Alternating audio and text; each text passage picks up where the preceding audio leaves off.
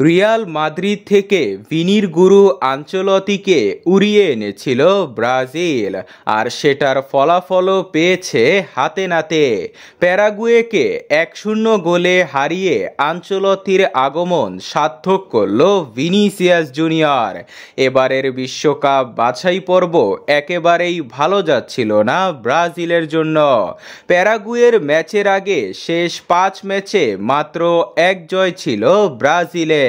তবে এমন স্বস্তির জয়ে সমস্ত বাধা ও সংখ্যাকে উড়িয়ে দিয়ে বিশ্বকাপের জায়গা নিশ্চিত করে 5 বারের সাবেক বিশ্ব চ্যাম্পিয়নরা।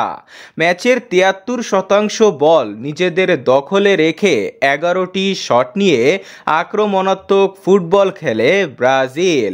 এমন ব্রাজিলকেই সবাই দেখতে চায়। এমন জয়ের পর স্বস্তির নিঃশ্বাস ফেলেছে ব্রাজিল ভক্তরা। শুধু আক্ষেপ ছিল নেইমারের জন্য, কবে আবার হলুদ জার্সিতে ফিরবেন তিনি। তবে এবার প্যারাগুয়ের বিপক্ষে জয়ের পর ভক্তদের উদ্দেশ্যে নেইমার বলেন, এই জয় আমাদের সবার, আমি আজ খুব খুশি।